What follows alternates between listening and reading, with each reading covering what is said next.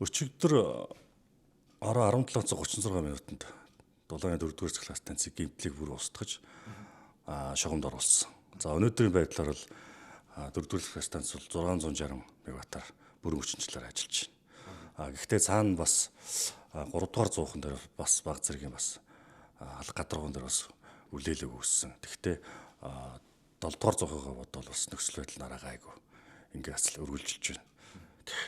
Тэр одоо энэ хязгаарлалт ягаад зогсохгүй байна гэж ард иргэд их асуугаад байна л да. Нөгөө бөөрөлжүүдийн цахилгаан станцээр үүссэн асуудал бүрэн дуусаагүй байна гэж ойлгож байна. Тийм өнгөрсөн өдрүүдийн хязгаарлалтад ерөөсөө нөгөө ТЭЦ 4 дээр гарсан гэмтэл нэгдүгээр, хоёрдугаарт бөөрөлжүүдийн 300 мегаваттаас хэрэглэгээ бүрэн хангаж өгч чадахгүйтэй холбоотой ийм хязгаарлалтад өргөжлөө.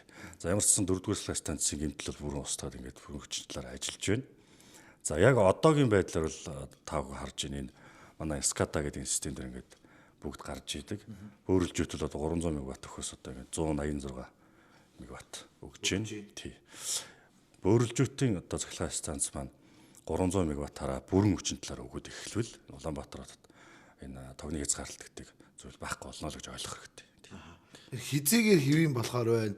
Одоо ингээд сар шинийн баяр дөхчээр хүүтэн байна. Тэгэхээр иргэд бол маш их бухимдалтай байна шүү дээ. Тэгэхээр хизээ хэвийн болох юм бэ гэдгийг одоо хэвлэлийн та нар яваад очиод асуугаад өгөөч гэж маш олон хүмүүс хүсэж байгаа юм л. Ер нь одоо яг манай дулааны 4-р цахилгаан станц 3-2 гэдэг одоо манай станцууд бол одоо яг бүрэн хүчин чадлаараа ажиллаж байна. Ганц асуудал нь одоо энэ бөөрөлжүүдийн цахилгаан станц маань хэвийн одоо горимдоо орчвол хязгаарлагддаг зүйл байхгүй болоо гэдэг би түрүү хэллээ. Нөгөө бөөрөлжүүдийн нүүрс тижих одоо бункерт одоо чигтэй нүүрс хөлдөс одоо хөлдөл үүссэн учраас нөгөө 100 руугаа бүрэн одоо нүүрс нь орж чадахгүй. Ингээд одоо чадлын дутагдалд ороод ийм хязгаарлалтын арга хэмжээ авагдахаас ямар ч аргагүй болж байгаа юм. Тэгэхээр одоо засах ажил нь явагдаж байна. Яг тэнд одоо манай цахилгаан станцууд, амжуулах, түгээх, хамгаалалтын дулааны станц гэдэг нийт 5 компаниас 50 орчим хүн очиж манайхаас нэмэлт хүчээр ажиллаж байгаа. 24 цагийн турш.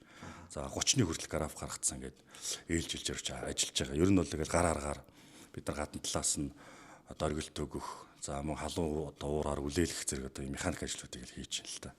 Тэгээ байж болох одоо бүхий л арга хэмжээг авч ажиллаж байгаа. Хэвийн болгохын тулд. Тэг хэвийн болгохын тулд